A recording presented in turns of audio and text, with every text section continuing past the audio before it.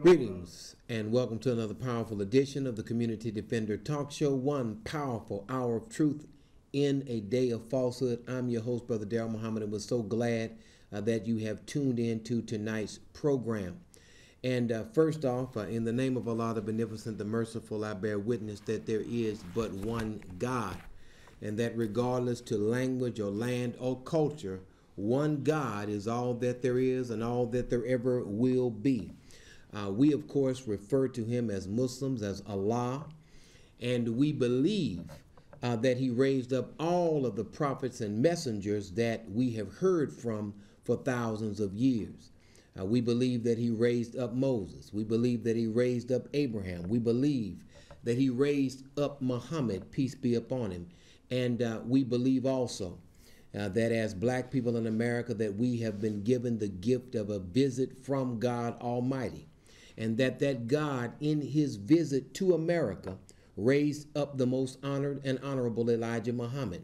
We believe also that after a 40-year labor of love by the most honorable Elijah Muhammad, that the Honorable Minister Louis Farrakhan emerged as that one that was worthy to stand in the gap between God and man in order to bridge that gap.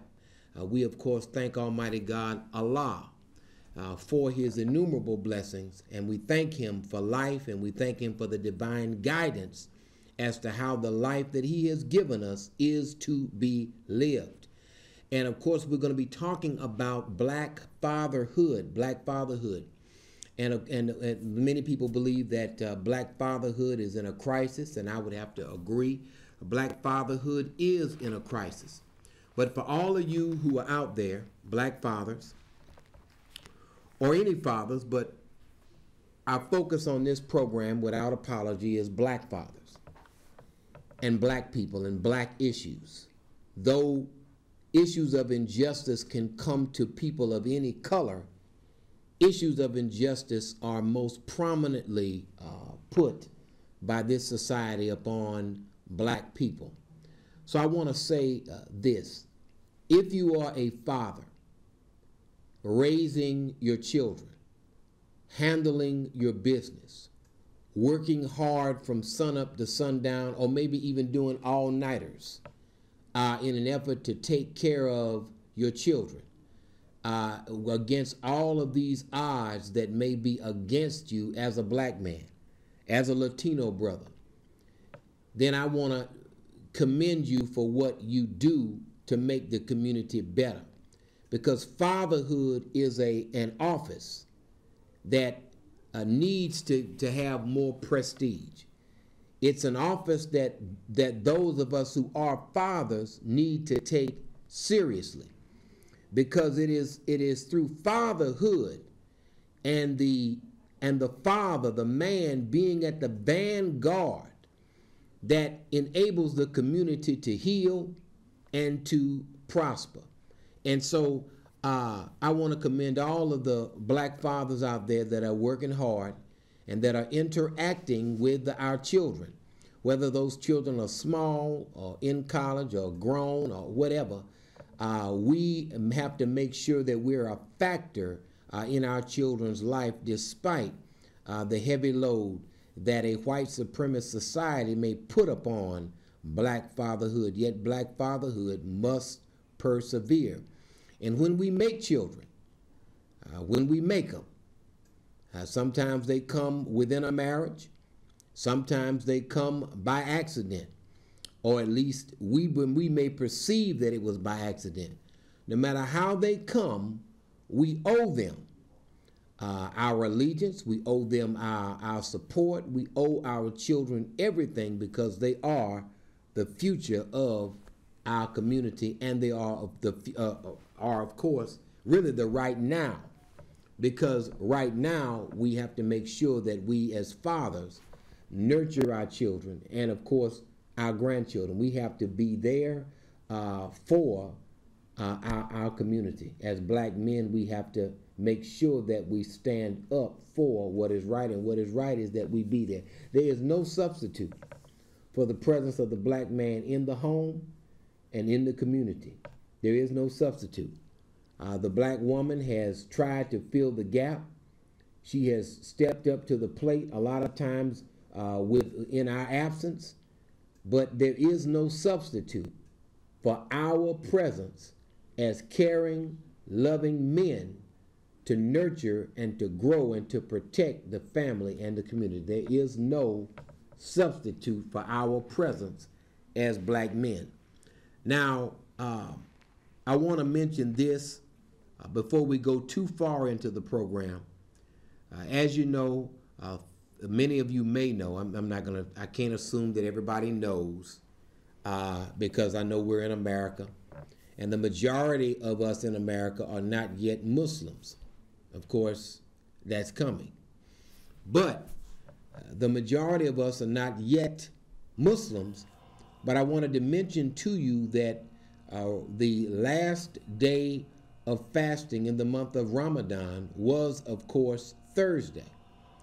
And then Friday began the Eid season. And Eid is just a feast, a festival time that goes through midnight on tonight.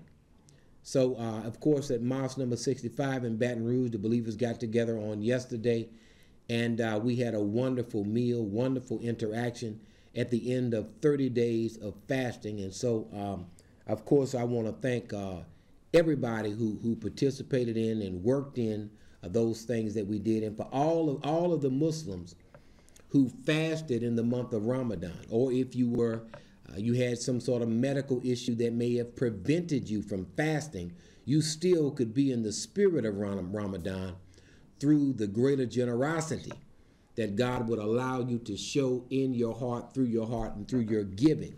That's also a part of Ramadan.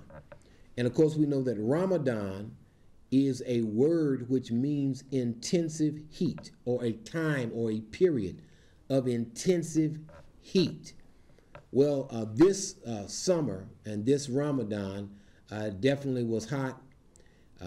Of course, I know that my sweat glands were working real well throughout this entire month of Ramadan. But I wanted to say to us that are Muslim and those who are not Muslim, that the war between Satan and the people of God is a war of wills. And in order for you to win a war against evil itself, a war of ideas, you must have the will that is stronger than the will of your opponent.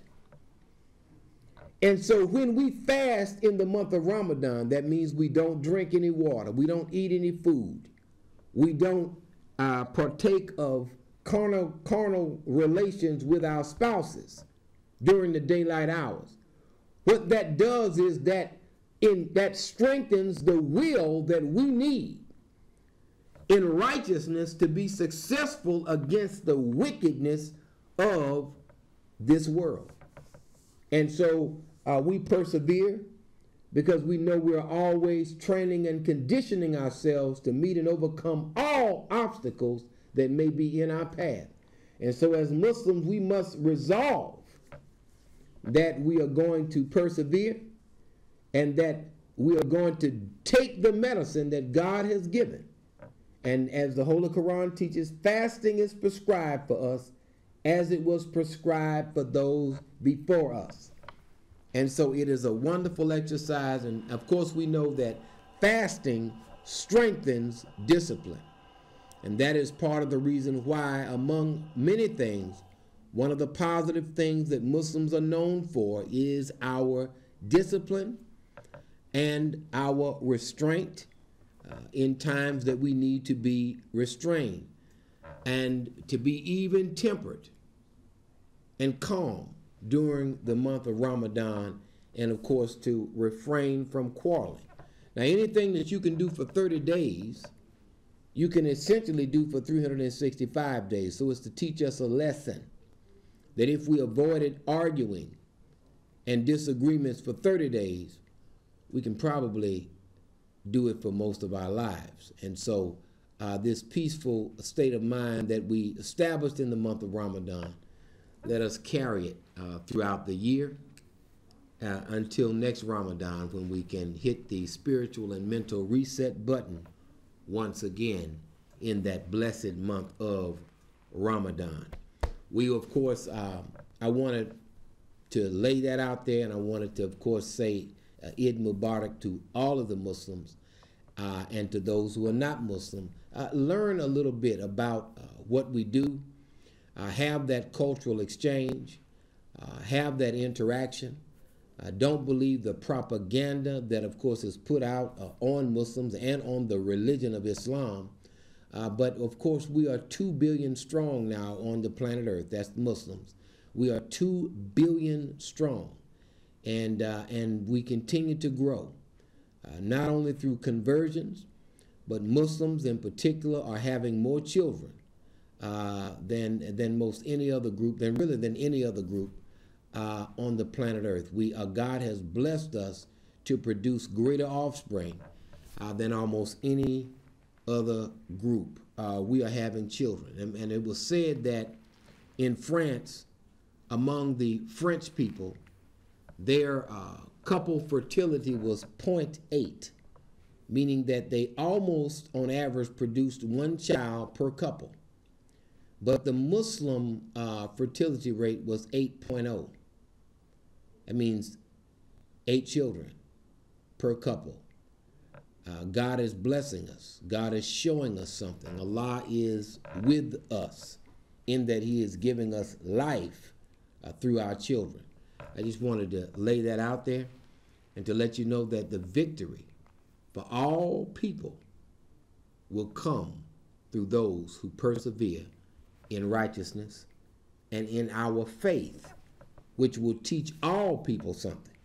Everybody can learn from Muslims, whether you Christian, Jew, agnostic, or whatever. Everybody can come to where we are and learn something that they can take back to their community that will benefit their community. And that's what we want as Muslims. We want everybody, except the wicked, to be able to benefit from our presence, no matter what your religious label may be.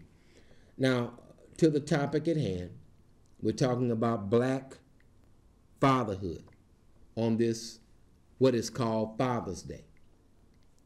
Now, we understand that the commercial, the marketers, the merchants want to commercialize everything that exists. They want to make a buck off of everything that exists. So in order to make money off your love for their mother, they came up with Mother's Day. And this Mother's Day, you're supposed to go out and buy these gifts to show your mother that you love your mother. Well, you have a natural love for your mother, a natural reverence for your father, so the enemy wants to capitalize on that and get you to buy more groceries, get you to buy more beer, get you to buy more dresses, more suits, and just different things that a father, if it's Father's Day, or a mother, if it's Mother's Day, may want. And it's for them, it's about the dollar. It's about commercializing on a natural love that you have for your parents. So we have Father's Day, we have Mother's Day. But what I'm coming at it is, and I'm using this as an opportunity to discuss an institution that is a major part of our family, which is fatherhood. And I believe, and of course it's by design, that too many of our fathers are absent from the home and from the lives of our children. Now, we cannot expect to get the right result if the work is not put in by us as fathers. Now, when we talk about fatherhood, you can't really discuss fatherhood without dealing with the issue of manhood. Because you cannot be a father, a real father, if you are not committed to being a real man. Manhood is what it's about. And before God can make a whole people, he must first, as the Honorable Louis Farrakhan said, make a man. And it is that man with the strength of his backbone, with his uprightness, that then protects the community. And through his strength and protection and wisdom, he provides the environment where his whole family, his whole community can be incubated into strength by his strength. And that's where we have to go. We have to make a man all over again. In order to have a father, you got to have a man. And we're not talking about just on the physical level. Because it's easy to make one, but it takes over 20 years to raise one. You can make one in a minute.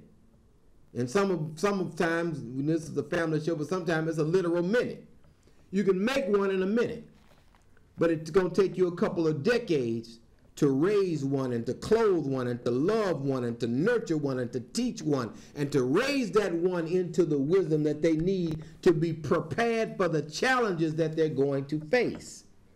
Now, because you and I and our children are in a hostile environment, we covered the fact that starting in kindergarten, there are biases against black children that cause them to be expelled, suspended, and disciplined more harshly than whites for the same behavior. So your child doesn't even understand race, and already they are dealing with the ill effects of racism right in the school system. Studies have shown this. People have talked about it. It's out there. It's not even up for debate.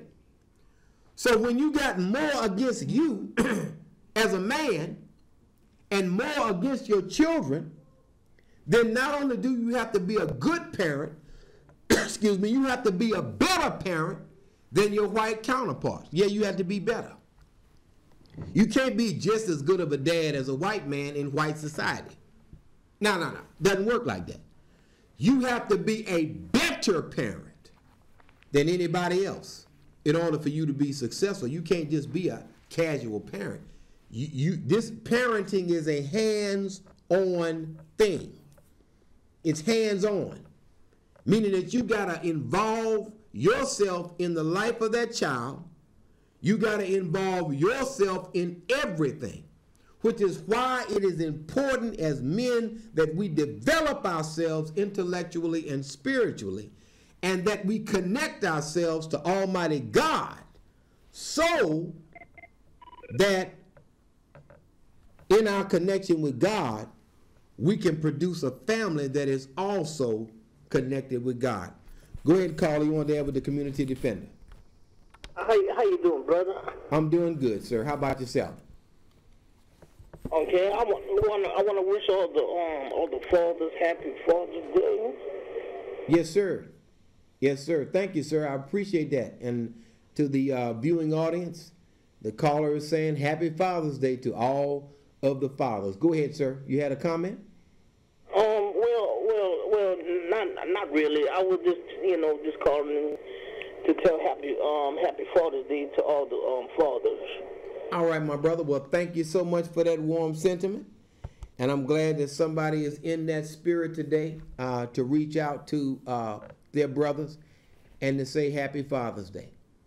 And you know what makes a Happy Father's Day is, or happy any day, is when we're successful at what we decide to do.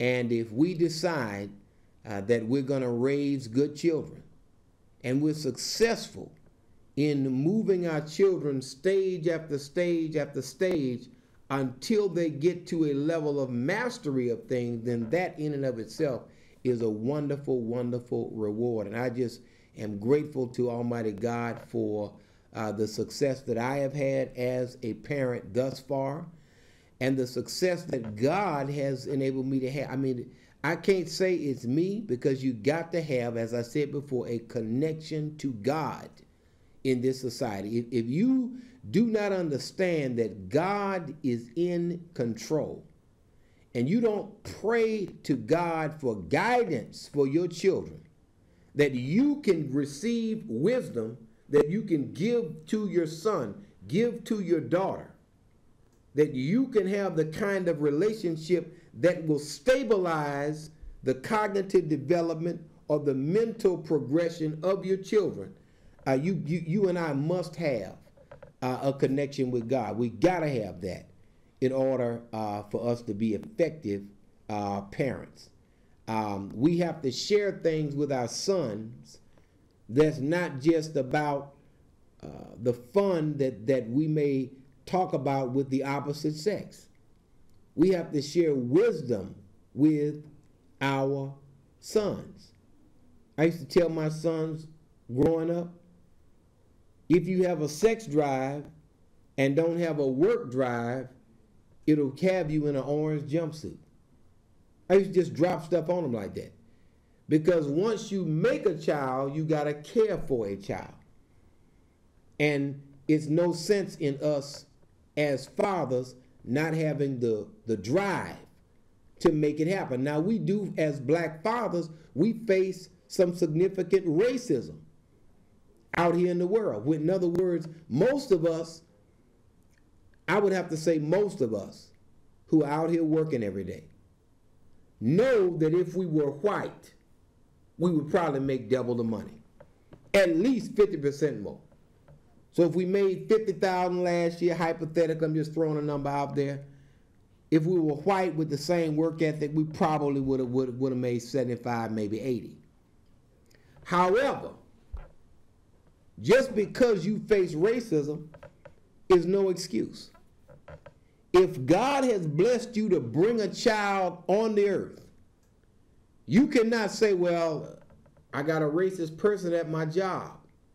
No. It's your job to make sure that child eats and has clothes, period. That job was given to you by God. And nobody should be allowed to interfere with your job to take care of and to guide your family as a man, period. I don't care who's racist.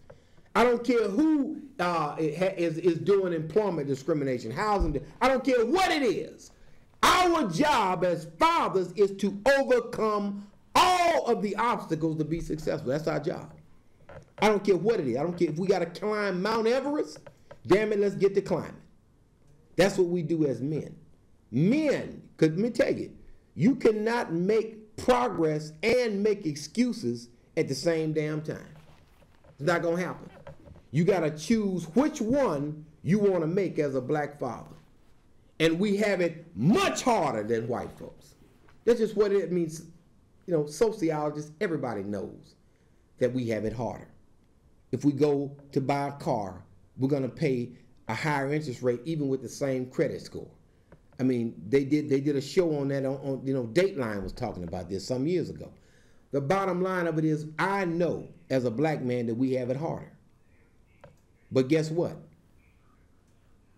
It doesn't matter. At the end of the day, we got to make it happen. And we have to be that example for our children. We have to show love to our wives. And we have to respect those women that have given birth to the children that are our children. Whether we're with that woman or not, a level of respect must be given to a woman that has given birth to one of our children. A certain reverence for that womb that has extended our life through birth. And that is something that we have to get together on. And that's something that we have to respect, because a real man respects a woman. That's just what it is. Part of being a real man is not only providing for our children, but it is also respecting the woman. Please hold while I try to... Go ahead, caller. You on there with the community defender? Good evening, Brother Daryl. Great show, man. And I'm glad you're on that subject of black fatherhood. And unfortunately, I'm not trying to take a bone down a negative rule with all the positive things you're saying. But we still have people that we have to teach or at least try to incite them to do the right thing, because in the black community and all of, just say in Louisiana and all these little towns and cities, there's an explosion of violence within our communities, people of color killing each other, and we have a lot of young black males dying. I know it's Liberia. we had 8 murders, you know, and about 32 shootings, which is should be unacceptable. And the problem is this: it's more, and we hear the religious perspective with the preachers and coming out and having rallies and holding candlelight vigils. We hear the response from the political people, Brother Daryl, with the police department and get tough on crime and so forth. But we don't have an understanding of how this culture have evolved into some of our young people devaluing each other's lives. And when I say our young people, I'm mainly talking about black on black situation where it results in murders. And whether or not it's a myth or whether or not it's a reality in some communities, it's something we have to deal with. And the thing is, Brother Daryl, what you think would be a good segue into a good positive answer from Minister Farrakhan? Because I definitely understand his take on it. I definitely support his take on it, and this is what we have to do. The culture, from what I saw what the nation have been doing historically, they have transformed neighborhoods and they have transformed the lives of some of our young people.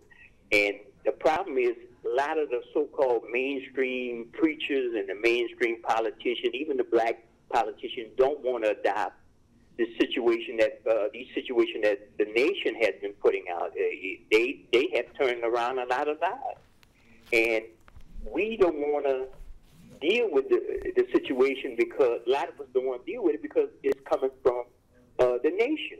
And when I say the nation of Islam and like-minded brothers and sisters who support them.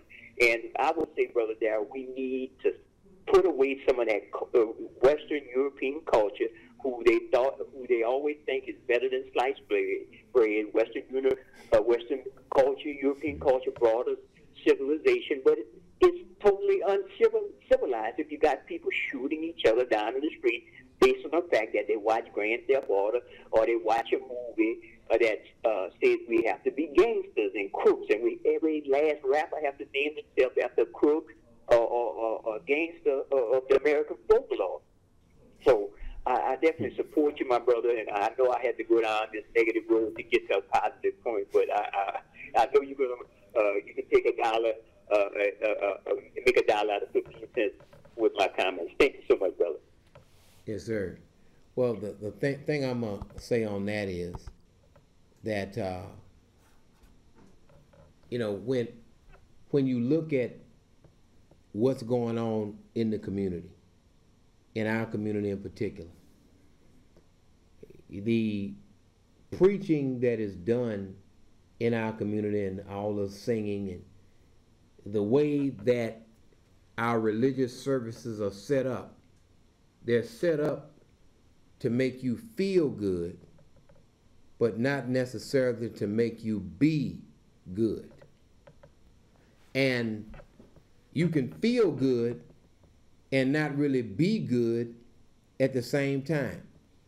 There are people who feel good and then the next minute they die of a massive heart attack. They felt good, but they weren't really good in their health.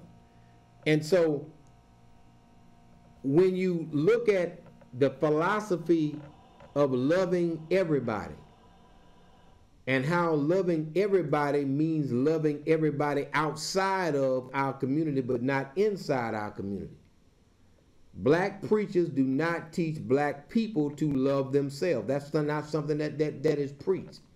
We have always been taught to love outside of ourselves, but never to love ourselves as black people.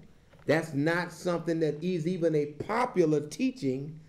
Even now in 2018, it's not popular for you to say black folks should love and take care and care for and look out for black folks. Somebody's going to say, well, you got to look out for all people. No. All people are not on the bottom. It's just our people. All people are not number one in mass incarceration. It's our people. So before we can deal with all people, we have to establish a love for our people. And we have to establish businesses for our people. We have to have an educational curriculum for our people. That's what we have to do. And love, as one of our ministers always says in the Nation of Islam, he said, love anticipates need. So since we know what we're going to need, we anticipate that need by providing what is needed. It goes back to the curriculum at school and how every discovery scientifically, there's a white image in the textbook connected to that scientific discovery. It's named after some white person. Even though Africans knew about it thousands of years ago, yet a white face is put on it. You have a curriculum that is totally white supremacist. And we have to write our own curriculum. You have exceeded maximum voicemail duration. My goodness. We have to then make sure, we have some trouble with our phone, we have to make sure that we write our own curriculum, because Caucasians are not going to allow black folks to write curricula for their white children. They're not going to do it. And I don't blame them. I blame us for allowing other people to give us their religious philosophy, their educational philosophy, their media, where we get all of our news from somebody else who does not have our best interests at heart. And all of that comes from outside. So when we, and you are what you eat. If you eat black inferiority as a philosophy and white supremacy as a philosophy, you become what you eat. And that's why some of the most staunch supporters of white supremacy are in fact black folks. And many of our black preachers and politicians are white supremacists in our leanings. You know, we've had a woman in Florida to make some disparaging remarks about Africans. Elected official, you know, grateful for slavery because she would have been over there with a bone in her nose or something like that. Literal lies that have been ingested by even our elected officials. And so if the elected official doesn't love and admire black people and blackness, if the leaders are white supremacists in their thinking, where do you think those leaders are going to bring you? They're going to bring you straight to the white supremacy that you were born into and that you have lived in all your life. We have to be taught to love ourselves. If we don't, whatever you don't know, you have to be taught. Somebody said, well, it seems natural to love yourself. Yeah, it does. But if you don't know how to love yourself, you have to be taught it. At one time, I didn't know my ABCs. But now I have a law degree. I definitely know my ABC, but at one time I didn't. It had to be taught to me. You understand? So whatever you don't know, however silly you think it is to teach it, you still have to teach it at the community level. And any preacher that is not teaching black people to love black people, it's not about hating somebody else. It's about loving yourself as a black person. Any church that has an image of Jesus Christ that is other than us, you got to deal with that preacher on that. All images of white supremacy must be challenged. All injustice must be challenged. And we must teach our children to do so. Don't try to lose yourself in another man's society. We try to do that too often, to get rid of who we are. Okay? And me being a black man is more than just the skin. I'm grateful for the skin I have. I love it. But it's about the nature in which I was created. My people are the original people of the earth. The first people to write were black people. The first people to have libraries were black people. The first people to cook their food were black people. The first people, the people who brought soap to Europe and told them to, hey, use some soap. It'll help you get cleaner. That came right out of Africa. So it's a situation, brothers and sisters, to where we got to begin to teach these things to our children so that they hold themselves and their people in the esteem that is necessary. Western civilization comes out of Eastern civilization, And the predominant color in the East is a black color. It's a dark color. All right? Bottom line. And we have to instill that in our people. The Bloods and Crips are killing each other. They need to be taught their history. That people have struggled for all of us to get the opportunity that we have today. But that real opportunity is going to come with unity. Black unity is the key. If we are divided, we're going to continue to get picked off. Example, Colin Kaepernick. He takes a knee, a few others take a knee in protest of the shootings of unarmed black people all over America. Rednecks turn it into a threat against the flag and against the national anthem, which of course is written by Francis Scott Key, a racist. Your children need to know that. Your children need to know that the Star-Spangled Banner was written by a slave-owning racist who believed that black people were inferior and should remain in slavery. There's nothing wrong with teaching your children the truth. That's part of being a father. And that's what I did. I let them know, hey, Jesus was a black man. So I had a child who went to school and somebody said, well, no one knows his color. So the child came back and said, well, no one knows, Daddy, no one knows. I said, hold on, wait. I said, we don't have a picture of Shaka Zulu, do we? You remember the movie Shaka Zulu? My son said, yeah, I remember. I said, well, is there a photo of Shaka Zulu? He said, no. I said, but you know he was black, right? Well, yeah, well, he was in Africa. I said, well, there you go. Just because you don't have a picture of Jesus don't mean that you can't understand that he was a black man. We can prove to you that Jesus was a black man. Just like you could prove that Shaka Zulu was a black man. You're not going to get Brad Pitt or Charlton Heston to play Shaka Zulu because you know it would not be an authentic role. You're going to get a black person to play somebody who was historically black. But in the Passion of the Christ, a white man was depicted as Jesus, and we know historically Jesus was not a white man. See?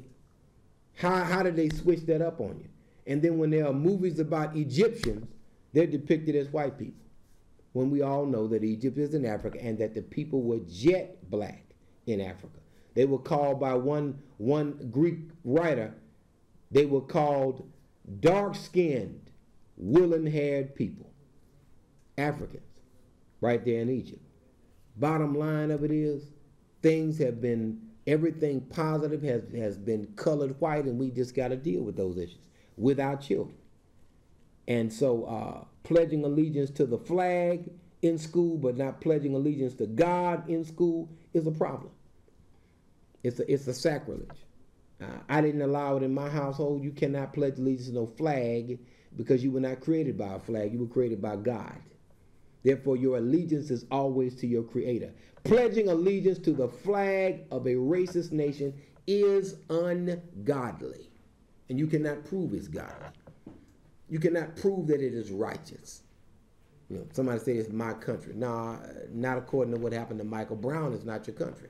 Not according to what happened to Martin Luther King. It's not your country. If it was your country, Martin Luther King wouldn't have been shot in the neck. If it's your country, if it was yours, you wouldn't be going through the trouble. You wouldn't have to protest for every little thing. You have to protest for every inch you get because it's really not your country. See, when I go home, I can just walk in the refrigerator, get whatever I want out of the refrigerator because it's my house. I can get in the car, crank it up, and leave. I can do what I want because it's mine. But somebody it's not their house, if they want something, they got to ask for it. May I have a drink of water, Brother Daryl? Yes, you may.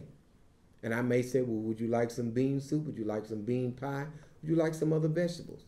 But I am in control because it's my house. And the reason that we have to ask for a grand jury when somebody gets shot is because it's not our country. We got to ask. If you're always asking for what's supposed to be normal, if you're an owner, it's not yours. That's why we got to beg for every little inch, because really we're living in someone else's house that we think is ours, that we wish were ours, but it ain't ours. And what we have to do is get our own house. You know, and that's where black fatherhood is going as well. We have to be leaders for our community, for our people. And these young brothers that hate one another, hate themselves, that's part of fatherhood. We have to get out into the street where the problem is. That's what the Nation of Islam does. We go to exactly where the problem is. The young men that some of y'all are afraid of and don't want to talk to, those are the people we want to talk to. The people with the guns, that's who we want to meet and talk to and give them an idea, exchange the idea of self-hatred and put within that person the idea of self-love. And that's also what? Black fatherhood. And keep in mind, black fatherhood is under attack, but black fatherhood is predicated on what? Black manhood. And if we have been castrated as men, and we are ineffective as men, and we don't know what to do as men, then it's hard to be a father. Because you got to be a man first. Okay? You got to be a man first. So I wanted to lay that out there for you, because black fatherhood is an institution that we must resurrect to the height that it was at hundreds of years ago, thousands of years ago. The black man must be the head of his family, which means he has to be responsible in order to do that. And in the word responsible, brothers and sisters, is two words. One word is respond, and the other is able. So he must be able to respond. It's difficult, brother, to respond at 8:50 an hour. How are you going to respond to the Pampers? How are you going to buy the books that you need to grow your child into a scholar? How are you going to prepare a life at 8:50? You as a man with a child should not be satisfied with 8:50 or 9 or 10 or 12 or $15 an hour. How are you going to provide with as much as things cost? We as black men have to get together and build an economy for ourselves. We have to patronize one another. Look out for one another. There's nothing wrong with that. There's nothing hateful about that. There's nothing hateful about me showing love to you and you showing love to me. Okay? Nothing wrong with that. But some kind of way we have been taught that if we love black folks, that it means we somehow hate somebody else. No, that's not true. Because again, if you're not straight, I'm not interested in the survival of a nation if black folks don't survive. I'm not interested in the survival of nothing where black folks are not thriving. You can't say, well, we want America to be the best and we it's a million of us in jail. I'm not with that one.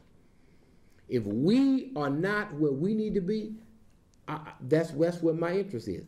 And you have people who are one-issue voters. They vote on abortion. They vote on gay rights. It might be one issue. I'm a one-issue voter. What's in it for black folks? You got another Jewish voter. He wants to know how you're going to treat Israel. What's going to be your policy towards Israel and the Palestinians? One-issue voter. Well, hell, why don't you be a voter like that? And vote in unity if you do. But I'm going to say this, that even if white folks don't vote, whether Trump wins, Hillary wins, Obama wins, white folk are not going to be mistreated and rounded up by law enforcement and herded into prison, no matter whether there's a Democrat or a Republican. It's only black people that are so panicked. Oh my God, if a Republican gets in there, what's going to happen? Why do we have to worry? White folks don't have to worry if a Democrat gets in. Why are we so worried about who wins the election and we think it's going to be the end of all? Why is that? It's because we're not unified. And if we would unify, both parties would respect us. We need a third political force in this country. That's what the Honorable Louis Farrakhan has been calling for. The Democrat nor the Republican Party is going to deal with these issues that we need to deal with. Not adequately. Obama did what he could do. or I ain't gonna say he did what he could do, but he did what fear did not constrain him from, because he governed very prudently in terms of the economy, but he was fearful in dealing with the racial issues that confronted this country. And he was timid in his use of pardons. Heck, Donald Trump is aggressive, pardoning a couple people that maybe Obama should have pardoned. All of that is designed to show up everything that Obama did. And when you look, I don't know if the director has it, that graphic, but we had talked about this this graphic, and I saw it on Facebook. It was a wonderful graphic where there was a picture of Donald Rumsfeld, the former Secretary of Defense, shaking Saddam Hussein's hand. And then there was, beneath it, there was a picture of Obama shaking Gaddafi's hand. And then underneath that, there was a picture of Kim Jong-un shaking Donald Trump's hand. And so both Saddam Hussein thought they had, and as well as Gaddafi, thought that they had a good relationship with America at one time, but they were both murdered by America. And now Kim Jong-un is shaking hands with the president, not knowing that these people have not kept their word to anybody that they've given their word to. They've been lying ever since America was established. And any promises that they make to you will not be kept. And so the Holy Quran breaks it down real smooth. And I'm going to share that with you in a second. Go ahead, Carl. You on air with the Community Defender. Talking about Black fatherhood. Yes, good evening, Brother Daryl. How you doing today, sir? Great. Very, very good show. You putting education to power, and power is our education. The teachings that you're giving tonight, a lot of us don't understand the true history, and bringing true history to the airwaves, that is a very good thing, During your show earlier, you was talking about the pastors that's not teaching love. Well, I feel the same way you feel it. These pastors are not teaching their congregation love, and I feel those that's not pushing righteousness is they don't have pulpit freedom, and I heard a guy talked about that at one time. We are fighting now for pulpit freedom ever since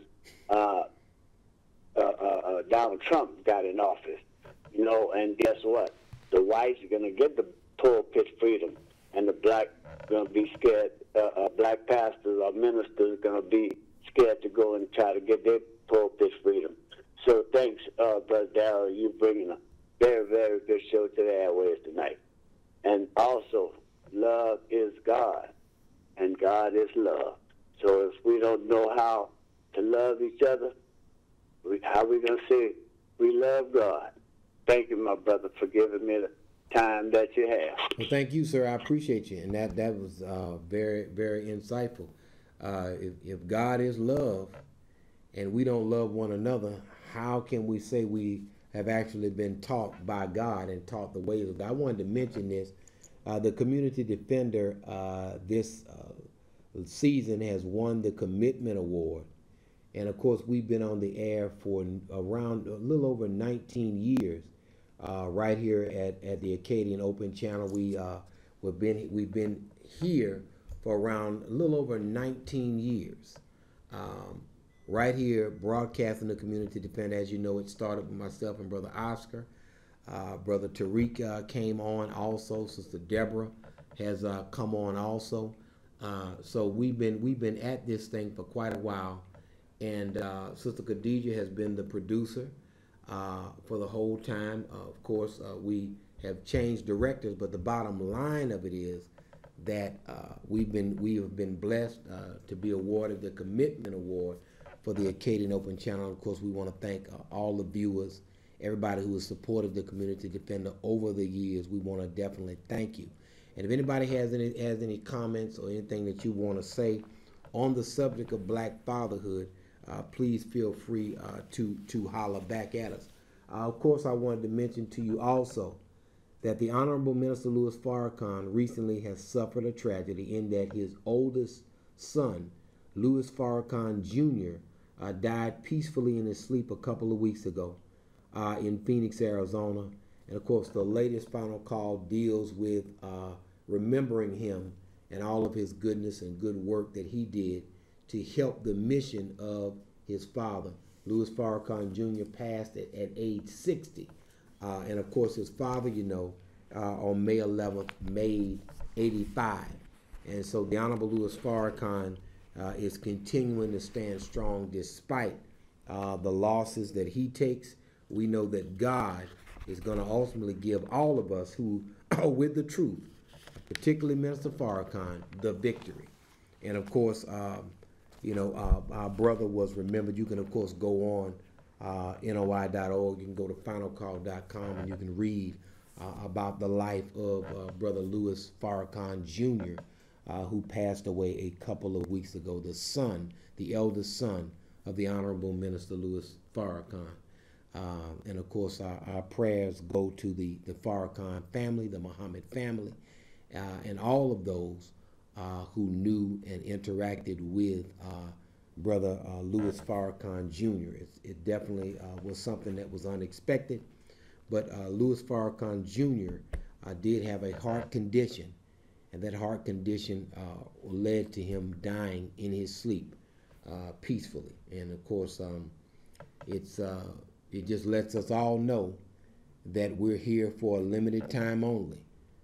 As some marketers say about the things they're marketing is for a limited time only. Well, we are all here for a limited time. And that is why the subject of black fatherhood is important, because, brother, you're here for a limited time only. One of the greatest ways that we can make a positive impact is not only working in the community, but working with our children. And when we produce self-sufficient, loving people who love their community, we make the world better.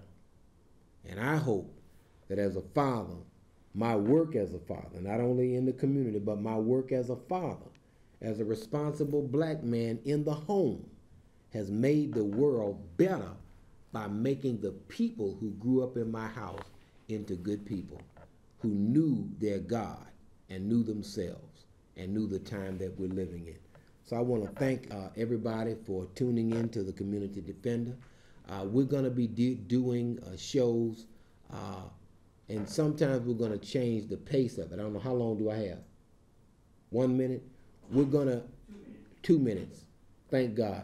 We're gonna do a show, a series of shows that deal with black marriage and black relationship, because I think we need to deal with the community issues, that the nitty-gritty things that are in the home that is breaking a lot of our families apart. We need to deal with those things, and we're going to be coming to you on the Community Defender with those issues that are homebound issues that you and I confront each and every day. And I believe it'll help our people, not only of this area, but for all the people that see the Community Defender all over the world who actually watch this show on various media that they watch it on. So I want to thank all of you for tuning in. And of course, we're going to be coming right back at you next time with another wonderful live show. And we're going to prepare and make sure that you get those things that God has put on our heart to give you. May Allah continue to bless each and every one of you. Again, Eid Mubarak, Assalamu alaikum, and we look forward to seeing you next time. It feels like it's that heavy ceramic. It is.